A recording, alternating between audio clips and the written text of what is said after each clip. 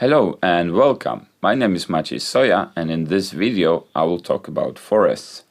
Forests are one of the most important elements of the biosphere. Forests are very diverse and they can be found in various places in the world. And although most of us have an intuitive feeling of what a forest is, the definition of forest is rather ambiguous. In fact, there are more than 800 definitions of forest used around the world. In essence, forest is a group of trees with a relatively dense canopy, so for example savannas are typically not treated as forests. Forests play a vital role in the terrestrial ecosystems. They maintain carbon dioxide equilibrium in the atmosphere through the process of photosynthesis. They clean water and air from pollutants, and they prevent soil erosion. Forests provide shelter to countless animal and vegetation species, and they house 80% of the terrestrial biodiversity. Forests contain roughly 80% of the terrestrial carbon stock. Forests also play an important role in the human society. They provide us with shelter, food, and wood, which is used for fuel, tools, and as a construction material. Also, they have a great recreational value. Forests are one of our greatest natural resources. The annual global trade in forest products is estimated to approximately 300 billion euros. Due to the varying climate zones, the global forests can be divided into three general types: tropical forests, temperate forests, and boreal forests.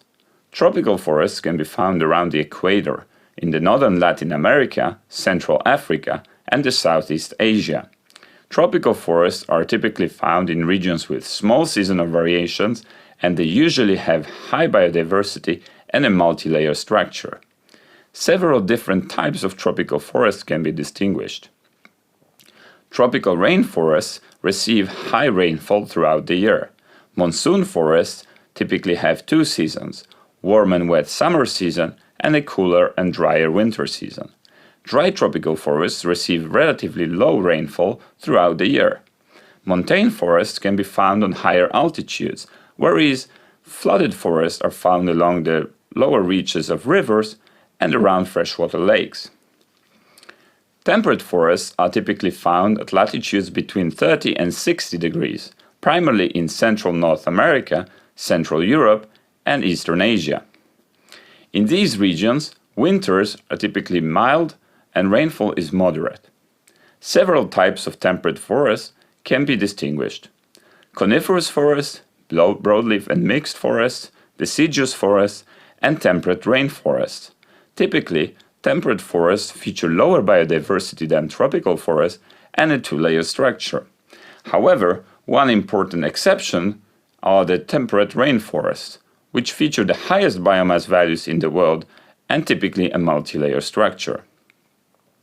Temperate rainforests occur in temperate regions with heavy rainfall, and they can be found in just a few places in the world, like the Pacific coast of the US and Canada, New Zealand, Southeast Australia and Tasmania, Japan and the Korean Peninsula, as well as northern Spain, Ireland, Scotland, and western Norway.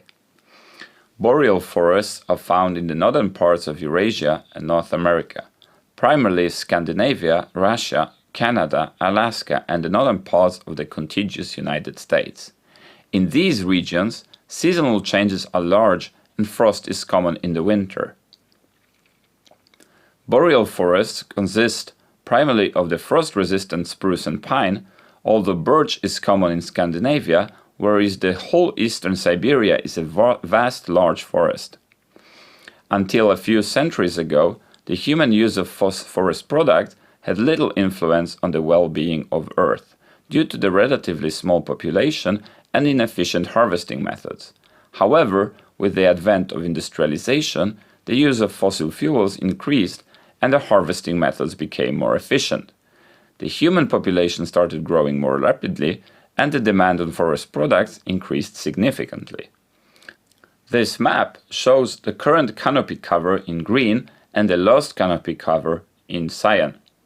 It is estimated that before industrialization, forests covered up about 50% of the total land surface of the Earth. Nowadays, this number is around 30%.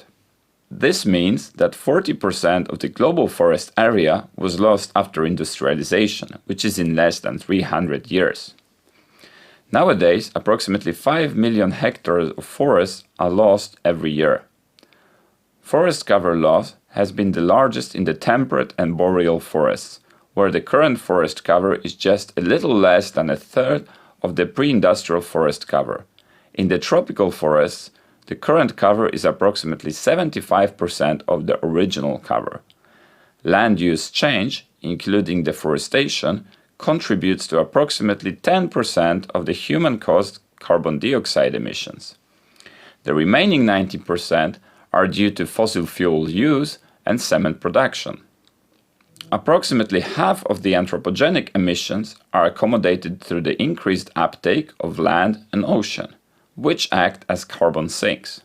The remaining carbon dioxide is accumulated in the atmosphere. Two of the largest uncertainties in the carbon dioxide budget are land use change and land sink.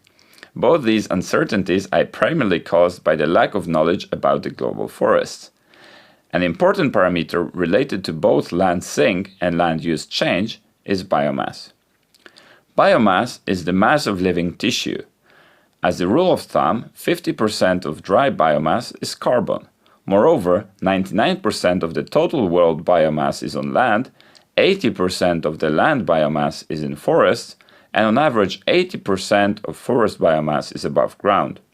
Consequently, above-ground forest biomass is roughly 63% of the total global biomass, and above-ground dry forest biomass, or AGB, can be used as a proxy for the terrestrial carbon stock.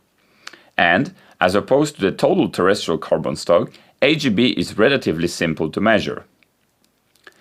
Biomass is not evenly distributed between forest types. Approximately one-half of the existing forest cover can be found in the tropics, 30% in the boreal zone and 20% in the temperate zone.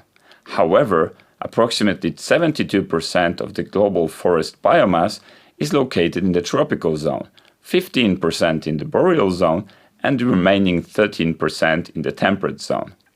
Measured per area unit, tropical forests are the most biomass-rich, followed by temperate and boreal forests. There is a need for more accurate global maps of forest biomass to improve carbon cycle modeling. Moreover, forest maps are needed for forest change detection, handling of natural disasters, and more efficient and sustainable forestry. In the next videos, we will have a look at how forests can be mapped from ground level, air, and space. Thank you, and see you again soon.